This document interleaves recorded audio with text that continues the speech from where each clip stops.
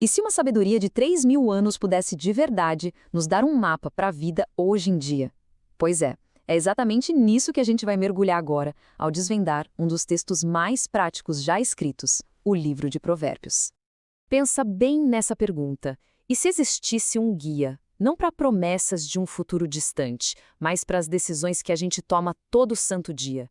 É com esse olhar que nós vamos analisar o livro de Provérbios, não como um texto só religioso, mas como um manual prático, surpreendente para viver. Para decifrar esse manual, a gente vai seguir um roteiro com 5 pontos. Primeiro, vamos entender o propósito dele como um manual de justiça. Depois, vamos descobrir que ele é, na verdade, uma coleção de coleções. Aí a gente explora a forma, a poesia da sabedoria e a mensagem central, a lei da consequência. E por fim, a gente junta tudo para ver como ele se torna um mapa moral para a vida. Então, vamos começar pelo começo, né? Qual era a real intenção desse livro? Pode esquecer aquela ideia de que são só um monte de ditados aleatórios. O propósito era bem mais concreto. A ideia aqui não é uma coleção de frases bonitinhas de biscoito da sorte, sabe? Pense nele mais como um manual de ética para o dia a dia. O foco não eram os grandes atos heróicos, mas sim como aplicar princípios de integridade e justiça nas pequenas coisas. No trabalho, em casa, numa conversa. Tá, mas quem foi o gênio por trás desse manual?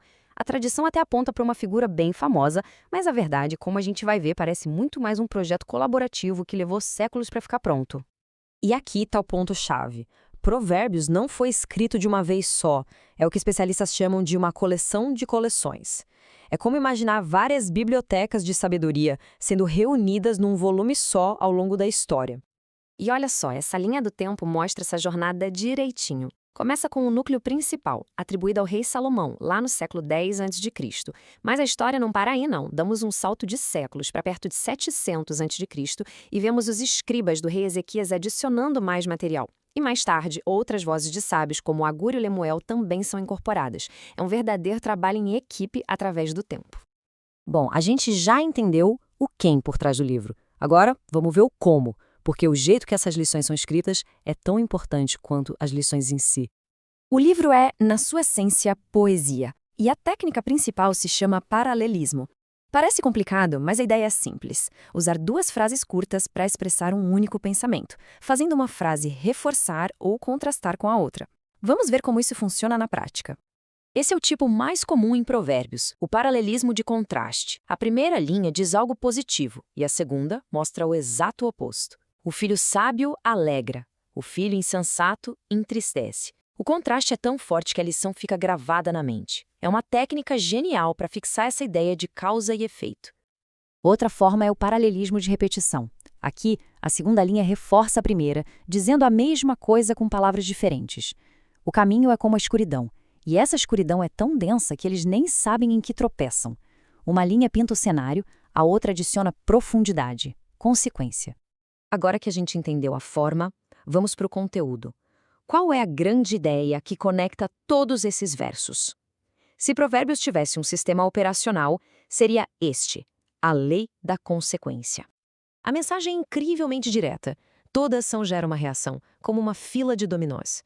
O livro inteiro funciona com base nesse princípio de causa e efeito moral. A vida não é vista como sorte ou acaso, mas como resultado direto das escolhas que fazemos.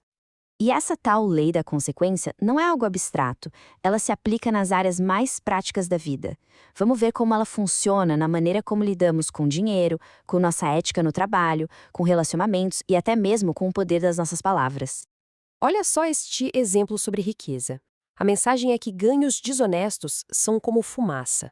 Parecem muita coisa, mas logo desaparecem. A verdadeira segurança, no longo prazo, não vem do saldo bancário, mas do caráter. A retidão é literalmente apresentada como a melhor apólice de seguro que alguém pode ter. E aqui a conexão é cristalina. A relação entre esforço e resultado é tratada quase como uma lei da física. Repare que o livro não condena a riqueza em si. Pelo contrário, ele celebra a dedicação que a constrói. Preguiça leva à pobreza, trabalho duro leva à prosperidade. Simples assim. Nos relacionamentos, a lógica é a mesma. A infidelidade não é vista apenas como um erro moral, mas como um caminho que leva de forma previsível à destruição. Portanto, a sabedoria de escolher a fidelidade é apresentada como caminho direto para a segurança e estabilidade. E, por fim, a comunicação. O poder das palavras é visto como algo imenso. Enquanto a fofoca e a agressão levam ao conflito, a fala mansa tem um poder surpreendente. Tem uma imagem incrível no livro que diz que uma língua gentil pode quebrar um osso, mostrando a força que a gentileza tem para desarmar até a situação mais tensa. Bom, nós já vimos a estrutura, os autores e a mensagem central. Mas a grande questão é, e daí? Como esse mapa moral tão antigo se aplica na nossa vida hoje? E, embora muitas vezes o texto se dirija aos mais jovens, a mensagem de Provérbios é totalmente universal. A sabedoria, no fim das contas, é definida de um jeito simples: a maneira inteligente e sã de conduzir a vida. Uma definição bem útil para qualquer pessoa, de qualquer idade, que está buscando navegar melhor por esse mundo. E esta é talvez a melhor maneira de resumir tudo. O livro funciona como um mapa de trânsito moral. Não é uma lista de regras arbitrárias, mas um mapa que mostra, com toda clareza, para onde cada estrada leva. E esse mapa, como a gente vê aqui, apresenta duas rotas muito claras. De um lado, o caminho da tolice, do egoísmo, um caminho que inevitavelmente leva à ruína. Do outro, o caminho da sabedoria e da integridade, que leva à vida e à honra. A mensagem é que o destino não é aleatório. Ele é uma consequência direta do caminho que se escolhe. O que nos deixa com esta reflexão final? Se cada pequena decisão do nosso dia, o que falamos, como trabalhamos, como tratamos as pessoas, é uma curva nesse mapa, para onde o nosso caminho está nos levando? A sabedoria de Provérbios não é dar uma resposta pronta, mas insistir que essa pergunta importa, porque cada escolha, invariavelmente, tem uma consequência.